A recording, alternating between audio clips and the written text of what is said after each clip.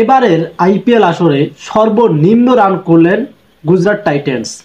যে টিমটার মধ্যে ডেভিড মিলারের মতো ব্যাটসম্যান ছিল, শুভমান গিল ছিল, এরকম টপ অর্ডার ব্যাটাররা থাকা সত্ত্বেও কিন্তু তারা দিল্লি ক্যাপিটালসের কাছে অনলি 90 রানে কিন্তু কি এক কথায় 89 রান করেছেন, তাতে তাদের 10 উইকেট হারিয়ে ফেলছেন।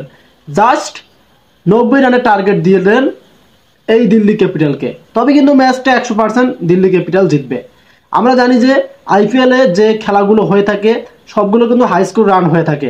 সেক্ষেত্রে আজকের ম্যাচটা কিন্তু একটা ভিন্ন রকম ম্যাচ হলো, কারণ আমরা দেখলাম যে দিল্লি ক্যাপিটালের যে বোলিং লাইনটা ছিল তারা কিন্তু অসাধারণ বোলিং আপ করেছে। এ কারণে কিন্তু গুজরাট টাইটান্সের ব্যাটাররা টিকতে পারেনি, তাদের রানটাও কিন্তু তেমন বেশি হয়নি, শুধু 90 রানে কিন্তু তারা কি অল আউট হয়ে গেছে। এদিকে কিন্তু দিল্লি ক্যাপিটালসের ব্যাটসম্যানরা অনেকটাই সহজভাবে খেলবে এবং অনেক সহজভাবেই কিন্তু ম্যাচটা জয় পাবে।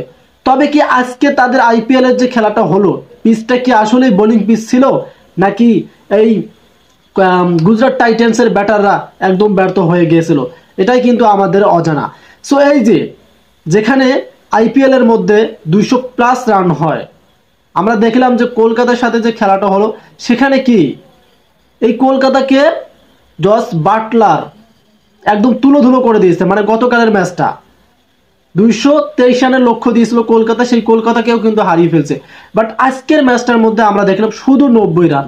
এক কথায় বলা যায় যে আইপিএল 2024 সিজনে সর্বনিম্ন রান করলো গুজরাট টাইটান্স। এই গুজরাট টাইটান্স কিন্তু তাদের ব্যাটিং ব্যর্থতার কারণেই কিন্তু তারা এভাবেই একদম নিচে নামলো। এবং দিল্লি ক্যাপিটালস তারা কিন্তু বোলিং আপটা ভালোই করেছে, তাদের যে বোলিং লাইনটা ছিল তারা তাদের কাজটা একদম 100% করতে পারছে। এ কারণেই কিন্তু তারা গুজরাট টাইটান্স ব্যাটারদেরকে আক্রমণ করতে পারছে এবং উইকেট নিতে সক্ষম হচ্ছে। সো এই যে একটা এক কথায় আমরা বলতে পারি যে দুর্দশা, যেটাকে বলা হয় দুর্দশা গুজরাট টাইটান্সের ব্যাটারদের। ডেভিড মিলার কিন্তু আমাদের বাংলাদেশে ফরচুন বরিশালের হয়ে খেলে গেছিলেন, সেখানেও তিনি কিন্তু তেমন রান পায়নি। আইপিএলও আমরা দেখতেছি তেমন কিন্তু রান করতে পারতেছে না। আসলে আপনি একটা বিষয় খেয়াল করবেন, যে কোনো প্লেয়ার বা যে কোনো বিষয় নিয়ে যতটা আশা করবেন ততটা কিন্তু হয় না, এরকম কিন্তু একটা ডিফেন্সিং হয়ে যায়।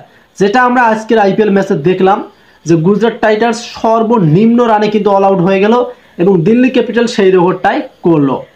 সো যারা গুজরাট টাইটান্সের সাপোর্টার, যারা ইন্ডিয়া থেকে আমার ভিডিওগুলো দেখেন, অবশ্যই কমেন্ট করে জানিয়ে দেবেন যে আপনাদের গুজরাট টাইটান্সের ব্যাটাররা আসলে কি ব্যর্থতা ছিল নাকি বোলিং আপটা বুঝতে পারেনি।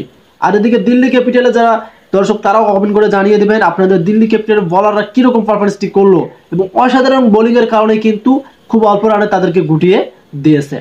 সো আজকের প্রতিবেদনটি ছিল এ পর্যন্ত, ভিডিওটি ছিল এ পর্যন্ত। কতটুকু আপনাদের কাছে ভালো লাগলো ভিডিওটি অবশ্যই কমেন্ট করে জানিয়ে দেবেন। যারা আমাদের ইউটিউব চ্যানেল থেকে ভিডিওটি দেখতেছেন অবশ্যই চ্যানেলটিকে সাবস্ক্রাইব করে রাখবেন। আর যারা ফেসবুক পেজ থেকে ভিডিওটি দেখলেন অবশ্যই ভিডিওটি শেয়ার করে দেবেন আপনাদের বন্ধু বান্ধবের মধ্যে। ধন্যবাদ।